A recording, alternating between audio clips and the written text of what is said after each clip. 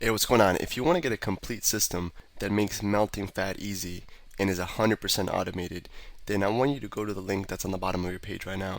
YouTube doesn't let me make that link clickable, so you're actually gonna have to type it into your browser, or I also put the copy of the link in the description, so you can click on that or type it into your browser. All right. For now, enjoy the video, and after you're done with this video, make sure to go to that link to get a complete fat melting system. Bad decision buffer. Alright, so this concept named Bad decision buffer. is a really good way to minimize any bad decision you're ever going to do. Lessen the damage. Exactly. If you're going to make a bad decision, we're going to make it as least bad as possible, right? We're going to get as close, there's a spectrum, there's good decision, bad decision. We're going to get it as close to good as possible, right? So there's no such thing as a good or bad decision, it's a spectrum, right?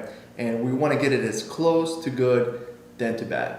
So what we're going to do is, in this bad decision buffer, we're going to have a really pre-made ritual for you to do whenever you're having thoughts of making a bad decision, whether it's skipping a workout or whether it's having a certain craving for a certain food, and you're thinking about going to a drive-through or going and getting a certain meal.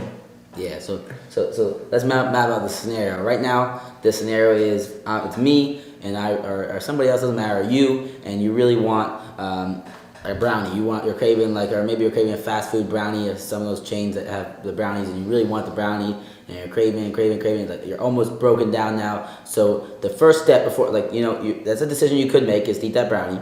But the first decision you're gonna make before you do that, to rationalize and make sure that's a real decision you want to do, and to limit the damage of eating that brownie or eating something bad or doing something bad. The first decision we're gonna do is, Alex. The thing we're gonna do is to reduce impact is drink 16 ounces of water. If you want to drink more, that's fine. But minimum of 16 ounces of water. You're gonna get a water bottle and you're just gonna chug the whole thing. You might have heard this before, but are you doing it? Make sure that if you're having a craving, you drink minimum of 16 ounces of water. And we don't have one right now. We don't have one in the picture, but the 16 ounces of water is just one of the regular little bottles that you drink water out of. The average size about this big, and so if you keep those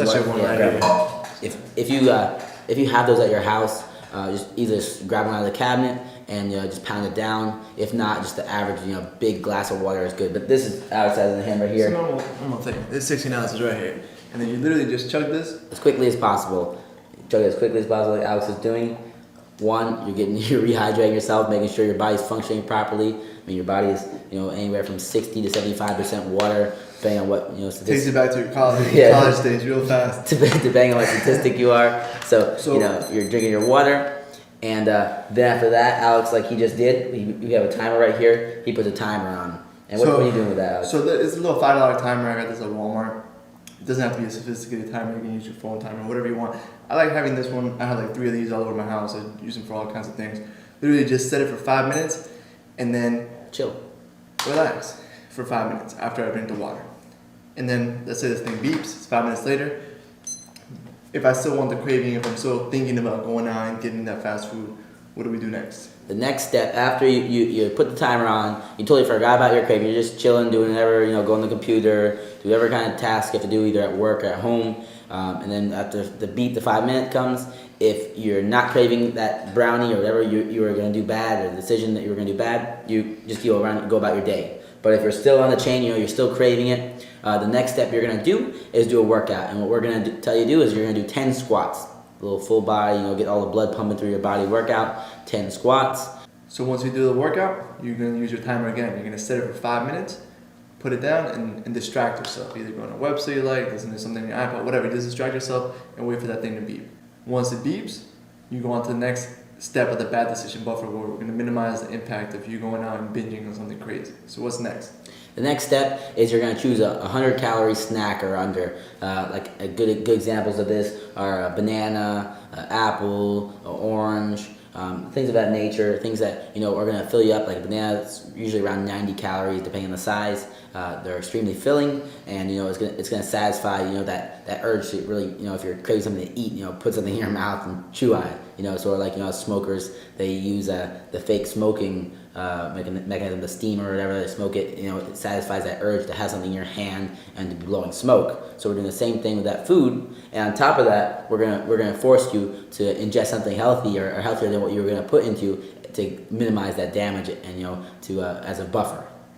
So if you notice here, In the previous sections, we took roadblocks out in order for you to do good activities, right? So we talked about streamlining your ritual to go out and work out, where you have your shoes and your socks and your gear next to your bed, next to your fully charged iPod or whatever you use to listen to music, and everything's there with your headphones ready to go. So you literally don't think, you just streamline out the door. So we want to take the roadblocks out of doing good decisions, and we're putting roadblocks in for making bad decisions. So they work synergistically together, and you completely minimize it. Remember, decisions are a spectrum, right? There's an ideal decision that's going to get you the six pack as fast as possible, and then there's decisions that are going to get you a little slower, or maybe it might seem like they're going to get you slower, but if you really do them and you set up this buffer, they'll allow for a sustainable, lifelong change, not really going to extreme one end or the other. You're not going to be going from one end of the spectrum to the next. You're really going to be in a sustainable path of making good decisions, better and better decisions every single. Hey, what's going on? If you're enjoying the video so far, do me a huge favor and click on the like button below. You'll get your good deed for the day out of the way. It helps me out a lot. Also, go ahead and subscribe and leave a comment. Something as simple as good video or I enjoyed the video. It really helps me out with YouTube. Alright, here's the rest of the video. Exactly. And then after you do your 100 calorie snack or under, you're going to again put your timer on for 5 minutes. Again, ignore it, go about your daily activity. And at this time, obviously you've decided that you really want this if you still haven't gotten off your craving, and you're gonna bend a little bit. We're not breaking. This is not considered a break. We're gonna go on on our other concept, which we've learned or you're gonna learn, which is our bend but not break concept. And we're gonna bend a little bit. Whatever you are craving, you can have a little bit of it. But again, we're not gonna break and gorge ourselves and go crazy. We're just gonna have a little bit of it to satisfy the needs we have, and we're gonna go about our day. It's as simple as that. And the beauty of this program and this little flow chart that we're going to give you down below in PDF is that you do this step, you wait. If you still want it, you do the next step. If you don't, boom, you go up, and you're totally fine. You don't need it anymore.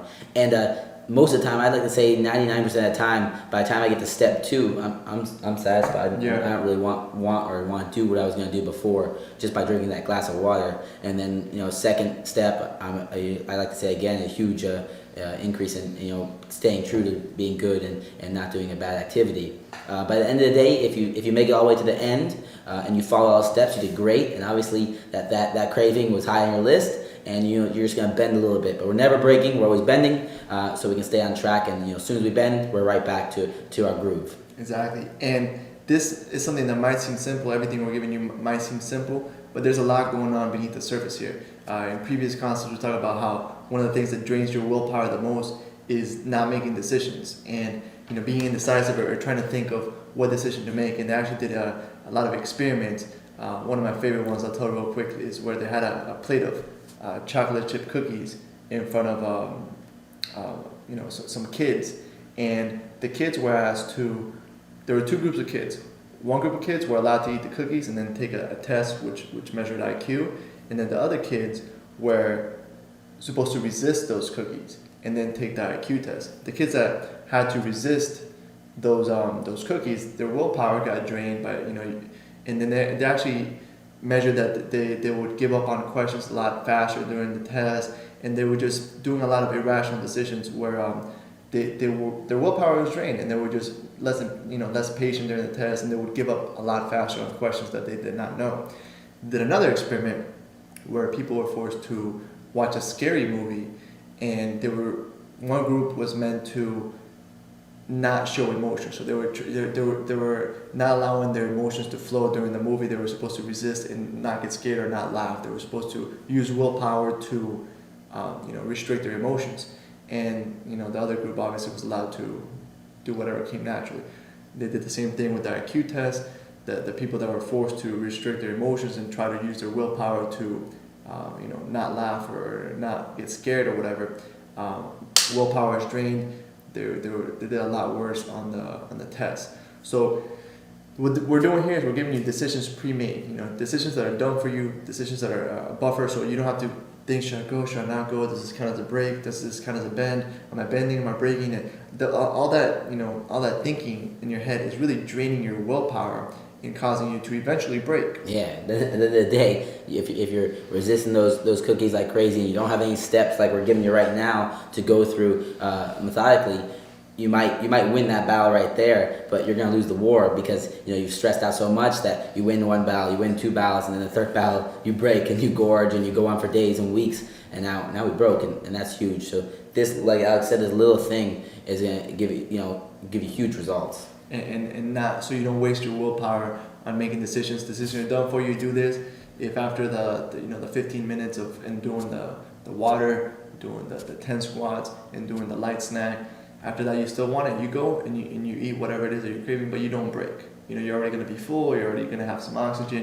You're gonna have some hormones. Some pumping through your body from the squats, and you're not gonna make one of those decisions where you eat a whole box of something and you didn't even think. You wonder what happened.